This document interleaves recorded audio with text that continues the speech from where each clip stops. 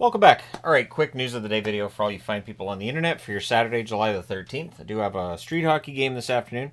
Also, of course, we have the live stream coming up shortly, so yeah, hopefully you guys will be here for that. And again, Shadow still lounging in his spot. All right, so the New York Rangers at the top of the board, and the reason why I'm wearing a Rangers jersey. Schneider has signed a 2-year extension. The cap hit $2.2 million per season. I like Braden Schneider. I think he's a good defenseman, and at $2.2 million, I can't find any flaw with that contract. And also, this leaves the Rangers with $5.1 million in cap space with Ryan Lindgren left to be extended.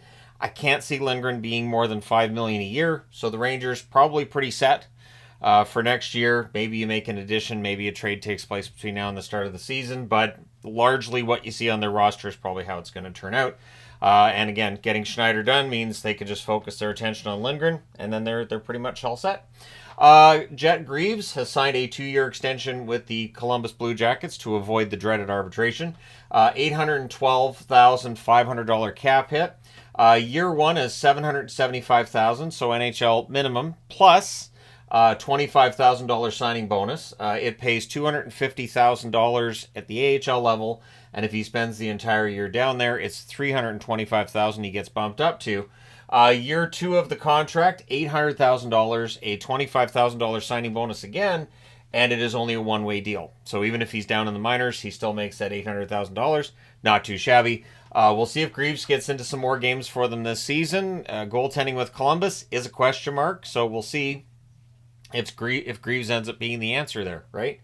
The Florida Panthers, big day for them today. They get their names engraved on the Stanley Cup. Remember last year Vegas made sure the names were engraved on the cup before they started passing it between the players.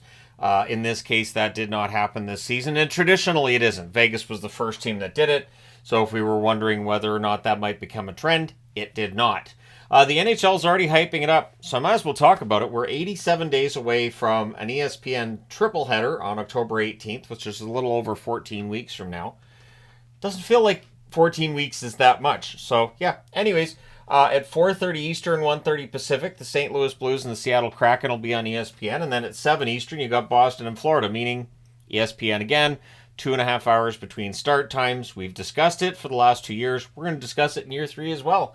It's not enough time. So the game that's supposed to start at 7 o'clock, my guess is it'll start around 7:15, 7:20 in order to accommodate for the other game. But anyways, at 10 Eastern, 7 Pacific, the Utah Hockey Club will host their first National Hockey League game against Chicago. So they have a chance for a win in their first game. It should be highly entertaining. You have Bedard on one end of the ice with brand new teammates. You have Utah, a brand new squad and a brand new city in the other. That should be a highly entertaining game. Now, this will be basically seen as the opening of the regular season, and that's how it's being promoted. However, October 4th and 5th are the Global Series in Prague. So from O2 Arena, we're going to have New Jersey and Buffalo playing against one another back-to-back days. The first game at 1 p.m. Eastern, 10 a.m. Pacific. The second game on the 5th is 10 a.m. Eastern, 7 a.m. Pacific. So I'll be up early that day to watch that game. But that's how that's going to go. New Jersey and Buffalo technically open the season, but the NHL makes the bigger deal over the games on this side of the pond and the triple header and everything, which has kind of become a tradition. So that's how the NHL's regular season gets started, and the Canadian squads will get started soon after that, of course. But yeah, they really do. You can understand, like, they're propping up Seattle a little bit, getting them into the first game. Florida and Boston makes sense there. And again, you've got Bedard at one end of the ice and a brand new team in Utah.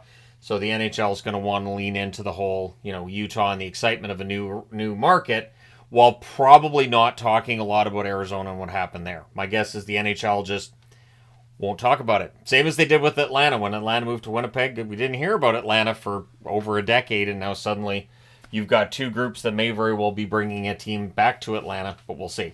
So there you go. Let me know your thoughts in the comment section below as always. Don't forget to hit like and subscribe if you haven't done so already. And again, October 4th is one day below 14 weeks away. I guess you could say the hockey season's getting started soon, but remember, we've still got like rookie tournaments that are going on. Well, not the tournaments. Tournaments are later in the summer. The development camps are now, and then you get the rookie tournaments later in the summer.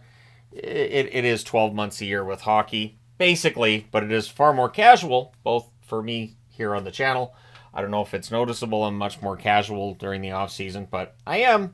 Anyways, there you go. Thank you guys so much for all your support as always. If you haven't already hit like and subscribe, it would be appreciated. Either way, thank you guys so much for all your support. I will talk to you again soon.